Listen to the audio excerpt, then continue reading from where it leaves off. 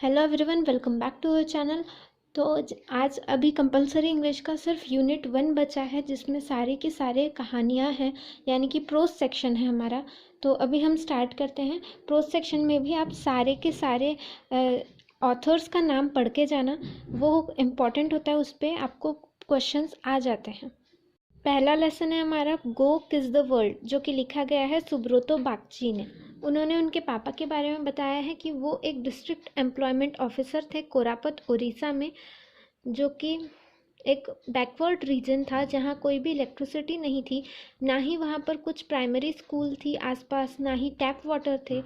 तो वहाँ पर उन्हें घर में ही सिखाया जाता था जो भी एजुकेशन होती थी। तो उनकी मम्मी एक विधवा औरत के द्वारा पढ़ाई बढ़ाई गई थी, और वो एक मैट्रिकुलेट थी जब वो उनके पापा के साथ उन्होंने शादी की थी तब। और क्योंकि बागची के पापा डिस्ट्रिक्ट एम्प्लॉयमेंट ऑफिसर थे, तो उनको एक जिप दी गई थी गवर्नमेंट के तरफ से। हालांकि उनके पास कोई गैरेज नहीं था ऑफिस में, तो इसीलिए जिप जो है वो पार्क की जाती थी उनके घर में ही। बट उनके फादर रिफ्यूज़ करते थे उसे यूज़ करने से, ऑफिस जाने के लिए उसे यूज़ नहीं करते थे, और उनके बच्चों को भी वो उस जीप पे चढ़ने नहीं देते थे, और वो ऑफिस खुद पैदल ही जाते थे। उन्हें जीप तभी यूज़ करते थे वो जब वो कहीं टूर पे जाते थे। बागची को हमेशा बोला जाता था कि उन्हें फादर के जो जिप ड्राइवर है उन्हें नाम से नहीं पुकारना है, उन्हें दादा बोल के पुकारना है। और यही वो सीखे, और उन्होंने अपने बच्चों को भी यही सिखाया। और जब वो बड़े हो गए और उन्होंने खुद की कार ली और उसमें ड्राइवर रखा, तो वहाँ पर ड्राइवर का नाम राजू था, बट उन्होंने अपने बच्चों को भी यही सिखाया कि उन्हें राजू नहीं, राजू अंकल बोलना है। तो ये बागची के फादर ने यही एक और लेसन सिखाया है कि आपको आपको बड़े लोगों को आप जितना रिस्पेक्ट देते हो, उससे कई ज़्यादा आपको छोटे लोगों को रिस्पेक्ट देनी है।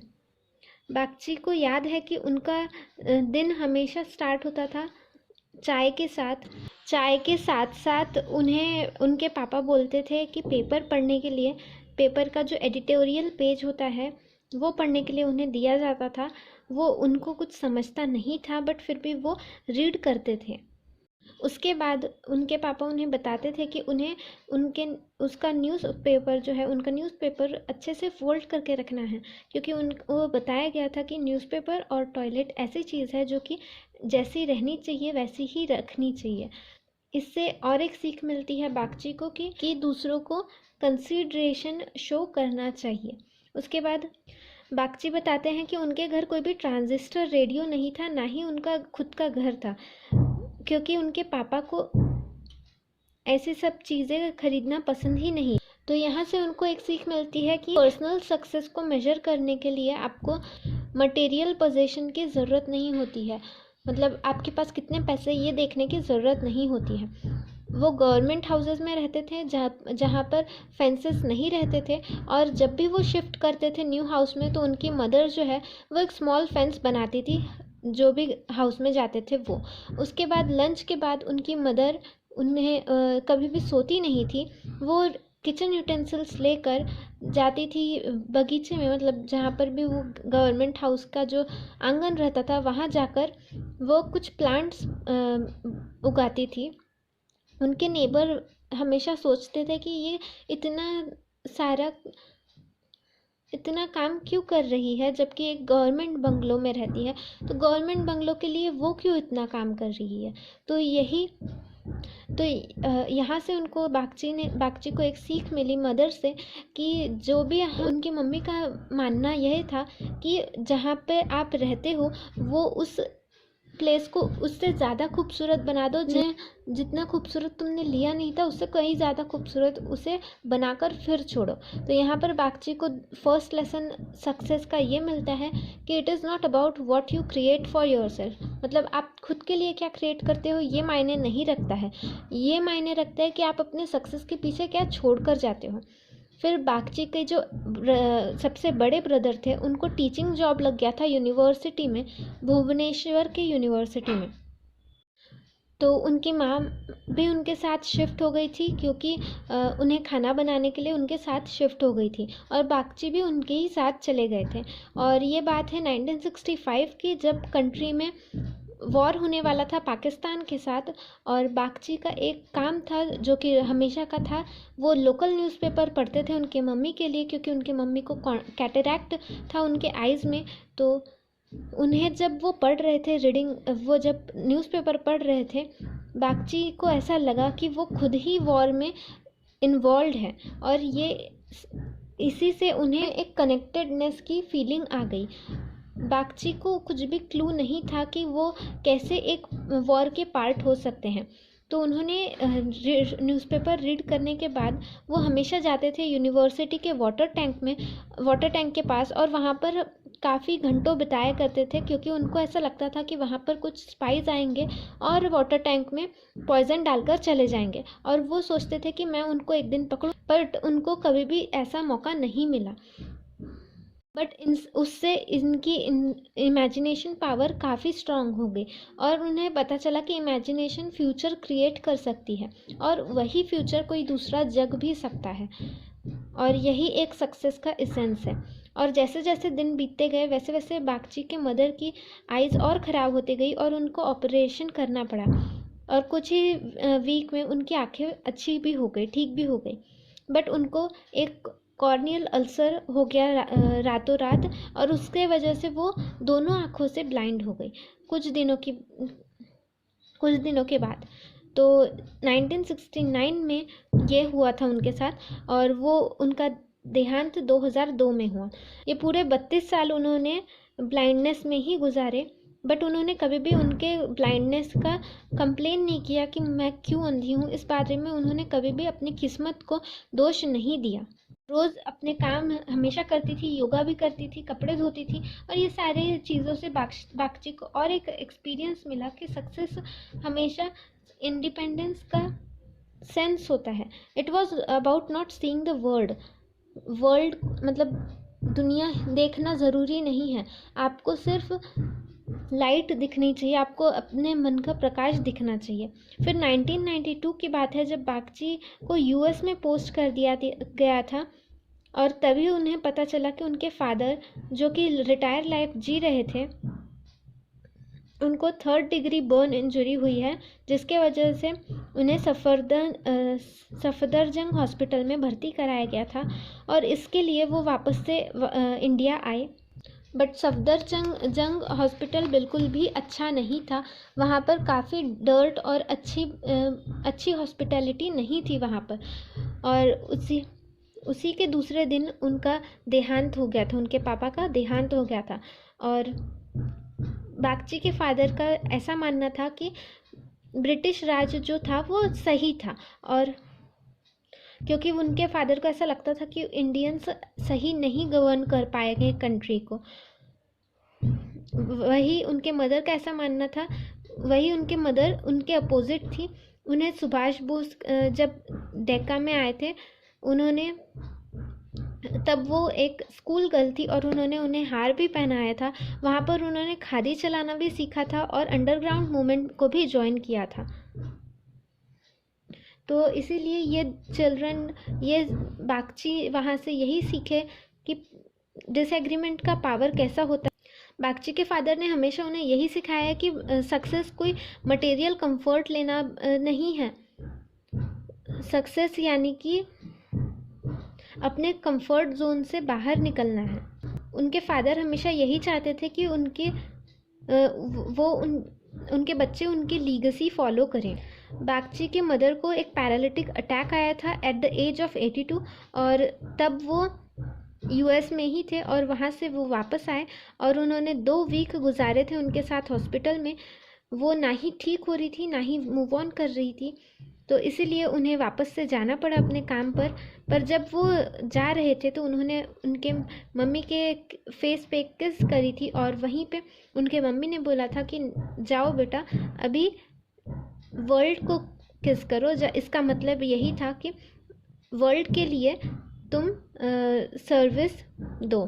तो इसीलिए सक्सेस का मीनिंग यहाँ पर दिया गया है कि आपको सिर्फ मटेरियली नहीं सक्सेस होना है, आपको ऐसा कुछ करना है जिससे आप हमेशा कॉमन पीपल से तो कनेक्टेड रहो ही, साथ ही आपके प्रिंसिपल्स के साथ भी चलते रहो, और आप जितना अपने लाइफ से ले रहे हो, जितना लोगों से ले रहे हो, उतना ही आपको रिटर्न भी करना है, उससे ज़्यादा।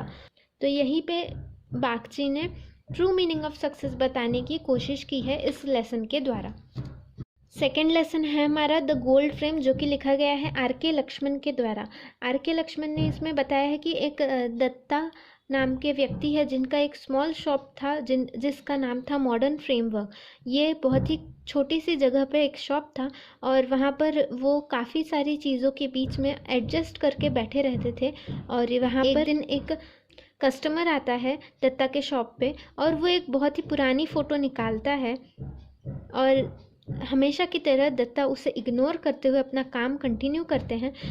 बट कस्टमर उन्हें बताते जाता है कि ये देखिए कितना अच्छा, ये फ़ोटो के लिए हमें इतनी अच्छी फ्रेम चाहिए जो कि वर्ल्ड की बेस्ट फ्रेम हो। ये इस तरीके से कस्टमर उन्हें बताते जाता है और इस पे दत्ता उन्हें पूछते हैं कि कैसी फ्रेम आपको चाहिए। तो कस्टमर उन्हें बोलता है कि हमें सबसे बेस्ट फ्रेम चाहिए पिक्चर के लिए। फिर कस्टमर उन्हें उस ग्रेट आत्मा के बारे में जो कि पोर्ट्रेट में थी उनके बारे में और बताने लगता है कि कितने अच्छे इंसान थे। दत्ता उन्हें चुप कराता है और उन्हें बोलता है कि किस तरीके की फ्रेम आपको चाहिए। तो कस्टमर थोड़ा कंफ्यूज हो जाता है और उन्हें दत्ता हेल्प करते हैं कुछ रिकमेंड करके, जो कि था plenty of gold leaf and winding creepers. ये वाली जो फ्रेम रहती है वो उनको रिकमेंड करते हैं और वो बोलते हैं कि ये इम्पोर्टेड है। तो कस्टमर इससे इम्प्रेस हो जाता है और दत्ता उनको बोलता है कि क्या मैं इसे प्लेन माउंट लगाऊं या कट माउंट लगाऊं। तो कस्टमर वापस से थोड़ा सा कंफ्यूज हो जाता है। दत्ता उनको वापस से सजेस्ट करते हैं कि कट माउंट इस पर अच्छा लगेगा। तो कस्टमर एग्री हो जाते हैं और उन्हें टोटल कॉस्ट बताते हैं और दत्ता उनको टोटल कॉस्ट बताते हैं कि इसकी पूरी कॉस्ट 17 रुपीज़ होगी। दत्ता उनको बोलते हैं कि 2 वीक के बाद आप आइए और अपनी फ्रेम ले जाइए। दत्ता ने काफ़ी एक्सपीरियंस से ये सीखा था कि उसके कस्टमर कभी भी पंक्चुअली नहीं आते हैं। कुछ लोग काफ़ी एडवांस आ जाते हैं, कुछ लोग महीनों के बाद आते हैं और कुछ लोग तो आते ही नहीं हैं। तो इसीलिए वो उन्हीं की फ्रेम बनाता है जो उनके पास एटलीस्ट 2 बार आ चुके होते हैं।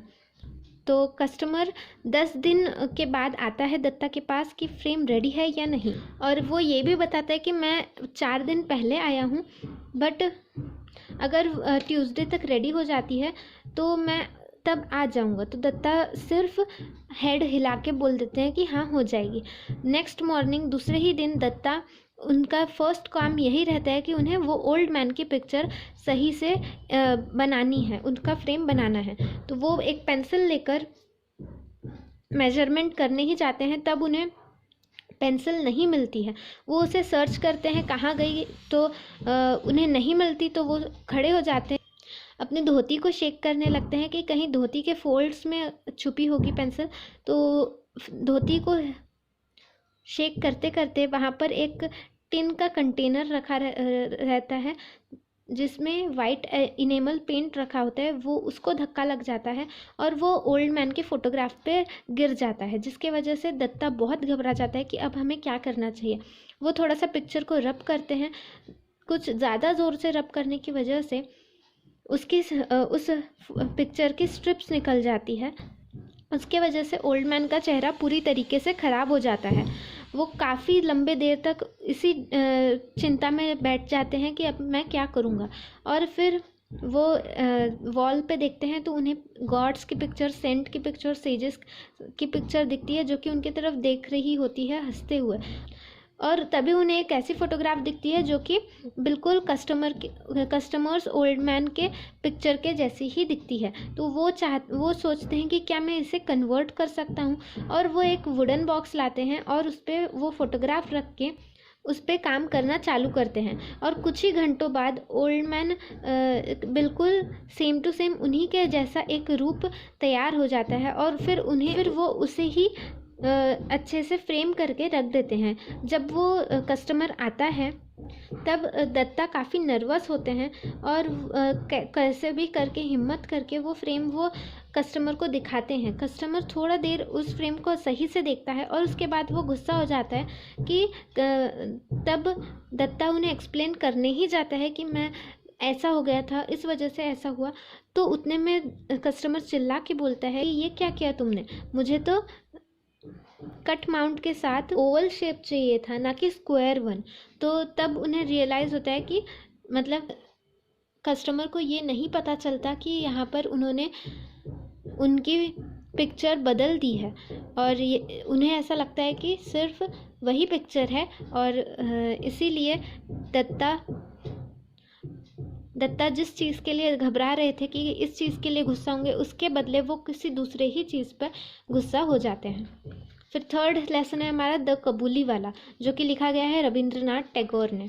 रविंद्रनाथ टैगोर इस लेसन में दिखाया गया है कि कैसे एक छोटी बच्ची एक कबूली वाला से अटैचमेंट में आ जाती है, दोस्ती हो जाती है उनमें, और वो रोज़ मिलने लगते हैं, बैठ के बोलने लगते हैं। और एक दिन कबूली वाला गिरफ्तार हो जाता है क्योंकि उस पर मर्डर का एलिगेशन लग गया होता है और उसे अरेस्ट कर लिया जाता है और उन्हें कई साल के लिए गिरफ्तार कर लिया जाता है, उन्हें जेल में डाल दिया जाता है।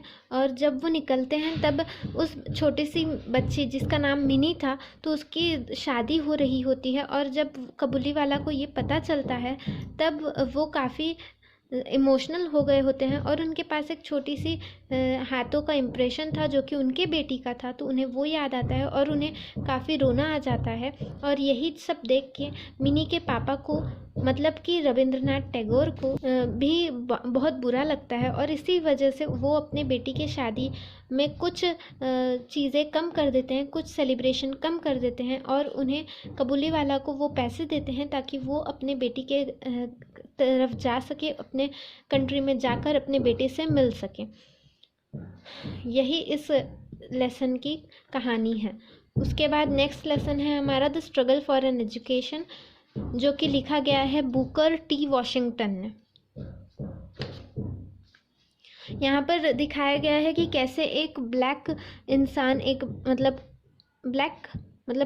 तब काला गोरा का भेद होता था ना, तो तब काला इंसान किस तरीके से बंदा था जिसको सीखने की इच्छा थी, जो कि जिसका नाम ही मतलब जो ऑथर है उन्हीं के बारे में ये स्टोरी है। तो वो उनकी काफ़ी इच्छा थी कि वो एक स्कूल में जाए जिसका नाम था हैम्पटन, जो कि हैम्पटन में था, Hampton normal and agricultural institute in Virginia. यहाँ जाने की काफ़ी उनकी इच्छा थी और इसीलिए उन्होंने काफ़ी मेहनत की है, तो उनको लास्ट में एडमिशन मिल ही गया और वो वहाँ पर पास हुए। और फिर तब तक उन्होंने काफ़ी एग्ज़ाम्स पास किए थे, बट इस एग्ज़ाम के जैसे कोई भी एग्ज़ाम नहीं थी, क्योंकि उन्होंने काफ़ी मेहनत के साथ ये एग्ज़ाम पास किए थे।